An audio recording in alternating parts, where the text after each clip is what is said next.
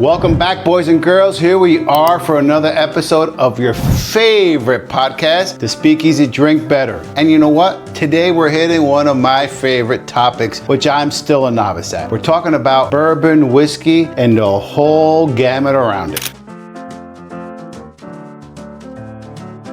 So, you guys look at the bar. We're here with Edelweiss and John, and we're just gonna we're gonna dive into this stuff and see what the hell's going on. There's so much out there today that's in the marketplace that you have to try, but you don't know where to look. You really don't. I mean, if you go and you shop at any liquor store, I mean, you're inundated with all the different types of whiskey that are on the shelf. And we thought it would be really cool to kind of go through some of the different types and talk about them a little bit. I'll give some of the specifics behind them. But Alex always had quite a collection, so they broke out some really cool bottles. I'm really excited. Yeah, so guys, we'll kind of walk through. We're going to talk bourbon, we're going to talk single barrel, we're going to talk rye, we're going to talk high rye, we're going to talk Tennessee whiskey, Tennessee bourbons.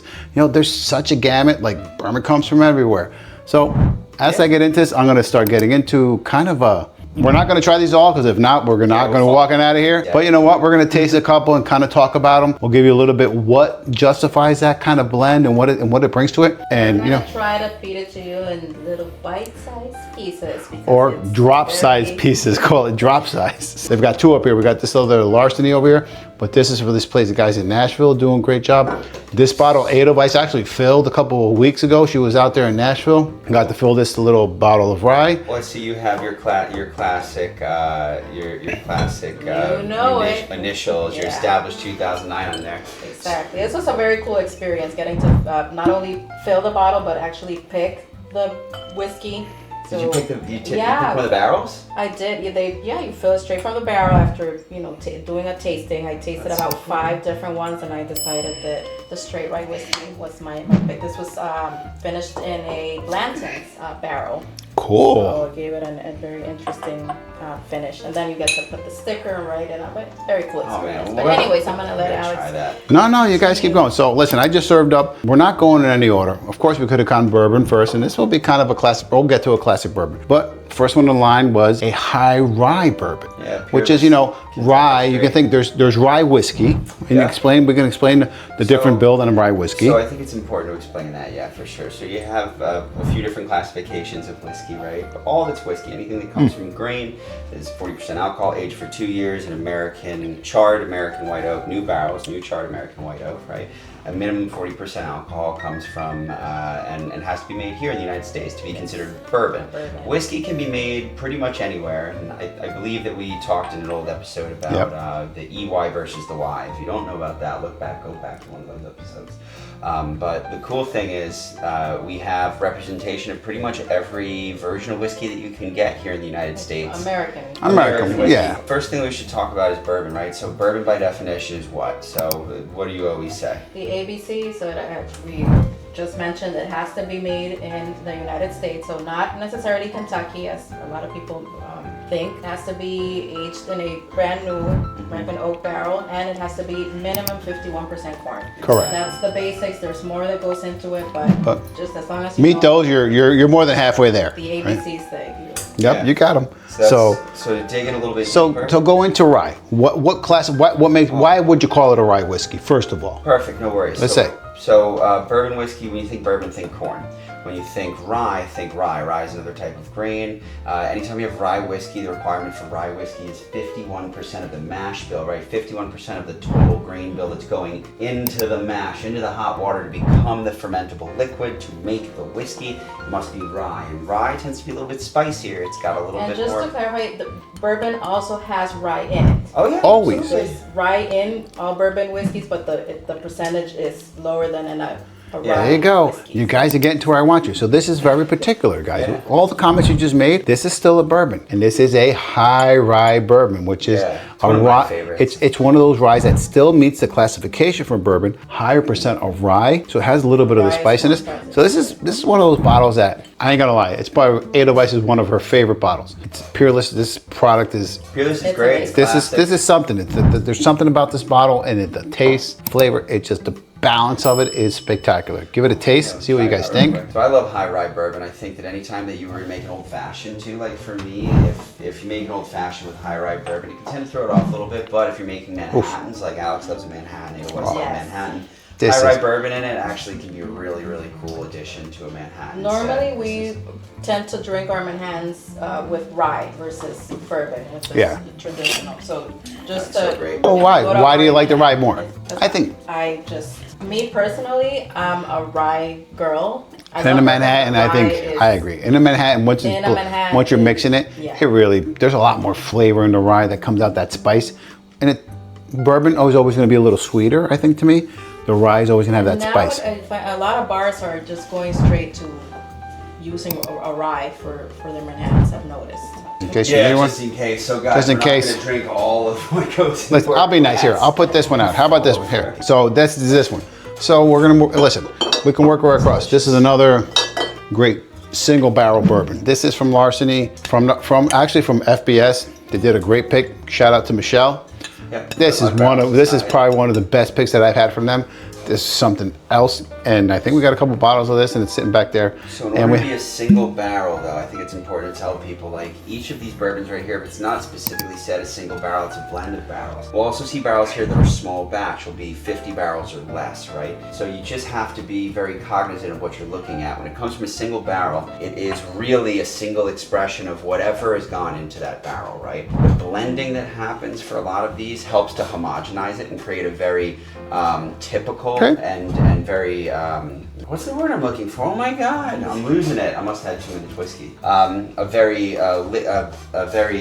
The same flavor each and every time. So essentially, what we're getting here is, like, if you have houses that are blending barrels, you have a very distinct flavor profile that's happening each and every time because they're blending it to that flavor profile. Whereas if you have a single barrel, it's just what is coming out of that barrel. So remember, it's always going to be higher proof. Single barrel, what are we at? Probably 120 something here. Depending. And usually this is going to be 90, 100. Some of these are going to be higher, 100, 110, 114. Listen, this is part of learning the experience.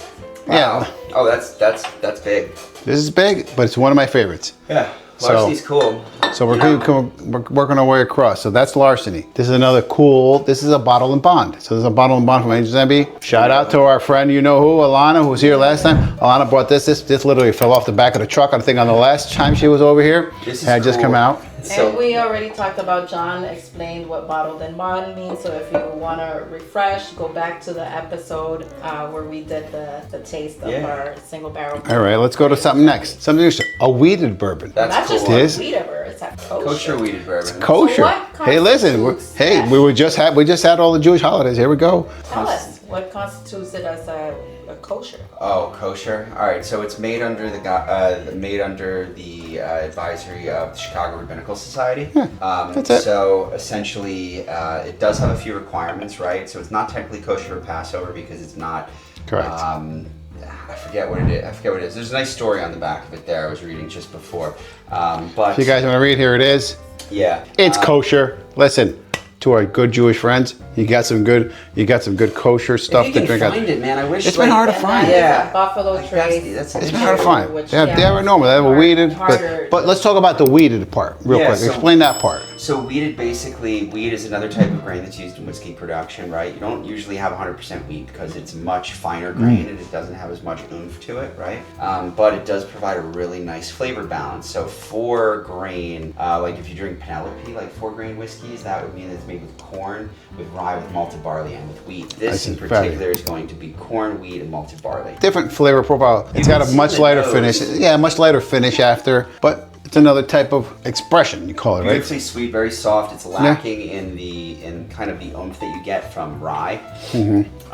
But it's super, it's super easy to drink. I really like this a lot. I mean, I think that for anybody that doesn't like that big, intense taste of whiskey, you could get into this because the wheat softens it. Doesn't make it as crazy. So some of these you got to think about, like the lower proofs, it's got more sweetness.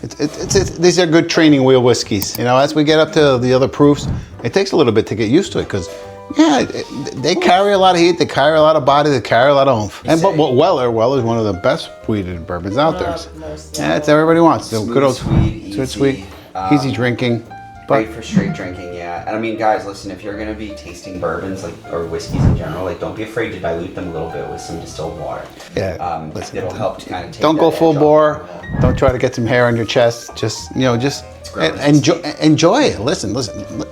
It's not all made for everybody. You got to build up the tolerance and understand it. Yeah. And yeah, it's usually the typical. If you give somebody one of these things at 120 proof, they're going to be shooting flames the first time they taste this. So yeah. it's the truth. And listen, it takes time to understand what is in behind this and understand the flavor and how to taste it properly. Because if you just take a big swig, yeah, you're fired up. You need to learn how to drink these kind of drinks. It's not a shot. It's for sipping. It's for tasting. And listen, these bottles. Experience. So, all right, let's move over.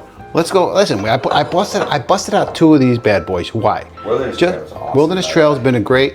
Edelweiss is one of her favorites. This bourbon has I've been. clearly become unofficial spokesperson for Wilderness Trail because I get asked this a lot. Edelweiss, what is your favorite bourbon? Which is a really hard question to answer, right? Because it just depends. But my go-to, I have to say, Wilderness Trail has become that Mine too. go-to. There's something about it. Can I tell you why? What is Tell you it? What is it? Please tell me. Alright, If so you can knock it down and say, Alex, this will make something different.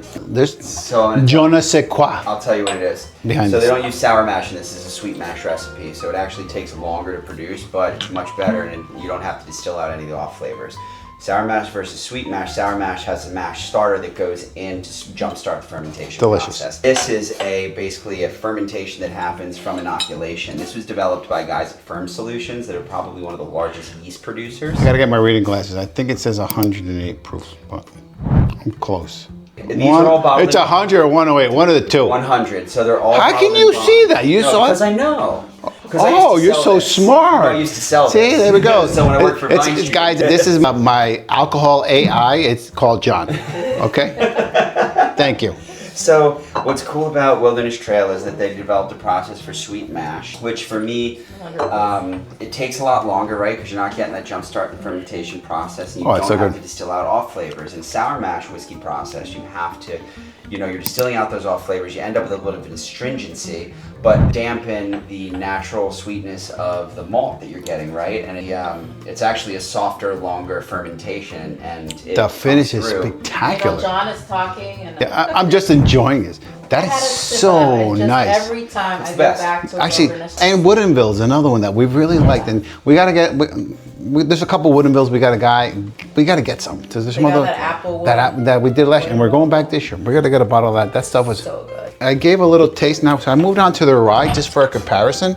This is my favorite whiskey that they do. They Really? used to do a single barrel rye, and you used to be able to get single barrel rye. Now it's a small batch. So I remember I talked about small batch versus single barrel. 50 to 100 barrels versus one single barrel, right? So when we first got this into the state, we were selling it in as single barrel rye, and it was incredible because for $55 you can get a single barrel rye, and that's hard to do because one barrel is going to make about 250 bottles. So it's an incredibly small production that's coming, but still with this they've really proved to be pretty good at making whiskey. Yeah, but this is interesting. Yeah, It's very they- different. It's got the finish on these ryes, or Yeah, the it's finish my- on their whiskeys. it's my Just favorite. overall, it's got a very different. You got to build, and you have a Sweet mash. I don't know. That There's is a fruit. There's a red fruit, there's fresh red fruit something- that you get that you don't get in other ryes because you don't have that spice, because you don't have Man, that, this is delicious. you don't have Very smooth. you don't have that harsh conversion that you would get with a sour mash. It's 100% sweet mash. So Yeah, I get it. if you guys want to learn a little about sweet mash, just go ahead and Google it. It's actually kind of cool. You learn the differences. I mean, they've got something really interesting, I think. And listen, they're all spectacular. It's just that some have something that pops outside from the rest. Listen, who wants to be run of the mill? You want to have something that stands out. And it could be good or bad, and not everybody has to love it. No, of course not. They've got something that I think There's whiskey for everybody. There's whiskey for everybody. This has something that triggers a good flavor with I everybody. wonder it is on the Forbes top 10 best craft bourbons. So Really? yeah. Yeah. That's spectacular. Yeah, Wilderness Wilderness Trail. Trail. See, this is one of their old bottles, so this is, I believe, before they got bought. So I believe that they were just purchased. I think Firm Solutions sold them. But don't sleep on it, Yeah. because no matter what, the process that they do here is just so great, so good, and so much better than other whiskeys that I've tried. But what you just said, It's the one of my process. Listen, the more they keep to a traditional process, which most places in the U.S. are still trying to keep to some tradition. Listen, you guys, you'll see in different episodes, tequila, some of it has lost its luster because it's all about profit. Yeah, it's worth. Listen, it's there's worth a doing, lot of it's these worth places doing that still, listen, we've been to a lot of these places and the effort is there. They're putting in the time, the effort to follow the traditional process, and it's there. So you have to respect that part from my I think standpoint. it's worth doing right, and I think these guys do it right every single time. So This drink is next on my Wilderness distillery. Trail if you want to try whiskey. We got definitely this Distillery time. bucket. All right, let's move over here. So guys, we are going long, but you know what? This episode is so jam-packed, and listen, it's well worth it. We're moving to Tennessee. I was gonna say, like, what's really cool about Tennessee is they have a really special process for their specifically Tennessee whiskey. But we all know, number one, coming out of Tennessee, who is our good old friend? Uncle Nearest. No, Jack number Jack Daniels. Sorry. Listen. Although Uncle And- Nearest, he was the. he's here. Nearest And Green listen, saw and Jack Daniels, still. Jack Daniels has some really good stuff, guys. Yes, of course. Everybody thinks Jack Daniels. Jack Daniels has what we know, this big black label. They've got some very good whiskey out there. it's There's like a super 10, 12, 14 year. These are really good quality whiskeys that on another episode we'll bring them Also out. the second most sold whiskey in the world. Daniels. But After well, Johnny Walker. I think we're gonna have to do an episode on JD next. We should. I think that's a good idea. We'll do that. Deep dive. But Let's he talk didn't show up here today for a reason, so we went to his cousins. Listen, there's a whole gamut of stuff going on. It's not just whiskey, there's also bourbon. So remember, bourbon can be made anywhere. I In think the this is a United bourbon. States. There's one bourbon. So straight bourbon means it was aged for a minimum of 2 years and it was aged in a single place and it wasn't blended from different states. So Kentucky straight bourbon, Tennessee straight bourbon, New York straight bourbon. If you want to try something really different, not really different, but if you want to try something different from our run-of-the-mill bourbons, what we were just trying, right? Tennessee whiskey is a really, really cool thing to get into because there's a special process that goes into it that is not part of a Tennessee straight bourbon whiskey, right? It's specifically Tennessee whiskey that is mandated by the state, and it's called the Lincoln County process, right? The Lincoln County process for creating Tennessee whiskey, which requires what? Do you know?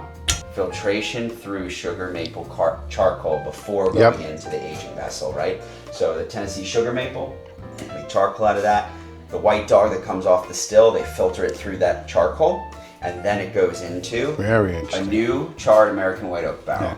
So listen, I cracked this open. You This typically would recognize Old Smoky for something else. not- All Smoky makes moonshine. We got a bottle of this here. Whiskey. Is it their best stuff? It's just a cool bottle to have. Listen, you can't get it. You can't get it anywhere else. You can't Well, get that this anywhere. bottle is So listen, particular to Tennessee, so only Actually, this whiskeys shape- out of Tennessee have that. this shape did you know this? bottle. This shape bottle only Oh, comes really? So if I you wanted can't to buy that shape. You can't get any other shape. Only from Tennessee has come this shape. That's cool. But up here, there's some other cool selections. This one is probably Edelweiss's favorite. Yes. And you know what? Listen, guys, I ain't lying. We're down to the butt end here. But you know what? I'm only going to taste it because you know what? We're going to be there next week. Nice. So we're going to do a little tasting there. We're going to buy a couple more bottles. So Because I mentioned this in a previous episode, I had a Alex. It's like once that bottle is done, we gotta go back to Tennessee because unfortunately, can't get that in New Jersey. So Yeah. can So only get it in Tennessee or straight from the distillery. So is that that they specifically say that they don't want to do? They don't want to bring it to another state. You got to go and visit them. yeah, this is That's placed true. in Franklin, Tennessee, Okay. Right which is outside of about Nashville. half hour, 45 minutes. 30-40 minutes outside of Nashville. It's a really cool urban distillery. It's a No, coffee shop by it's a day, coffee. Exactly. You just bar said it. at night. They have Literally, their it's a own coffee shop. You distillery. show up with your computer, drink coffee in the morning, and bourbon in the And it afternoon. becomes- yeah, it's amazing. Oh, it's super tasty. Yeah, it's real easy. Approachable, very nice. Plus, I love the bottle. Oh. Yeah, dig this. Spectacular. I'm waiting on this Liker's fork. All right, so we got two more here, guys. Your good old friend, Uncle Nearest. We all know this is a good Uncle Nearest here, single barrel. You know what, guys? We're gonna leave the Uncle Nearest for a different episode because I think we got something to share on this guy. Oh yeah. So I'm gonna peep him in the. We're gonna Tuck 'em away. great stuff. We're gonna tuck them away, but we're gonna go someplace else. For my other Listen. favorite Tennessee whiskey, we had the opportunity of visiting this distillery a few years ago while we were in Tennessee. Beautiful grounds, beautiful distillery, but what best part? Their whiskey. So real quick, I actually just want to say, so this is Tennessee whiskey. Tennessee so that's whiskey. bourbon. This is Tennessee Correct. whiskey, right? This is Correct. Tennessee whiskey, And we that bottle, we just cracked it open, guys. Today. I just Tell 'em purchased why. That one. yeah. So we had a great we had a great party last time, and the last bottle, And it was. chance, it was going I down. know it flew off the shelf. It was gone. It was empty, and I've been wanting to So get sad. it ever since. You can't find it in New Jersey. Again, I had to wait to go to Tennessee. Thankfully, I found it at a local liquor store down there, and of course, I brought it back. Yay! Well, I'm glad that you grabbed it. This is going to be really fun to try. Oof, hot front, Oh very, my. Okay. very. So this is completely different than anything we've tried Anything. thus far. Isn't Tennessee this whiskey. amazing? I love just Yeah. no words. I really, really like this a lot. This is super awesome. See, but you guys can't realize, we actually started off in Tennessee, and in Tennessee. Ah, But that's and we showed you the whole gamut. So this is Tennessee. This is actually the good old Nashville. Yeah. But listen, there's so much. Yeah, we didn't see any New York whiskey. We didn't see any. Listen, we Oregon went to whiskey. Kentucky, and we literally just went to the tip of Kentucky. There is so much more out there, guys, and we've got more to explore, and we will explore in different episodes. But at the end of the day, what is important? Try it, taste it, And go there. find some. If you got a chance to experience and go there, man, you gain a lot of respect for the effort it It's takes. just a different experience, just visiting these places, getting to visit the distillery, tasting it straight from the distillery is next level. So on that note, guys, Hey. we gotta get out of here. Who's kicking us out? All of us. Ourselves out because we've had far too much whiskey. So this has I'm gonna been retire a with great my episode, guys. Tennessee Listen, whiskey. don't be scared. Jump in, feet first, head first, cannonball into the pool of whiskey and scotch or whatever floats your boat. The American whiskey scene is amazing. And this is just a top notch. And John's going over here like with a special mix. His own infinity bottle. So hey, Yes, he a little did bit of that backwash in there. here. So listen, If you guys guys, remember that go episode. out there, No wrong try. answers, friends. If you want info, hit us up, text us, send us a message. Oh, it's awesome. Smoke signal. Give me whatever you want. I will give you some guidance as best of my knowledge, and I will give you the rest of the knowledge of the friends and the people around us that know this For the industry. time being, guys, thank you so much for watching, for joining us on this episode. Like, comment, subscribe, share, And as always, and as always, drink better responsibly. Drink better responsibly. Cheers. guys. Cheers. Good night.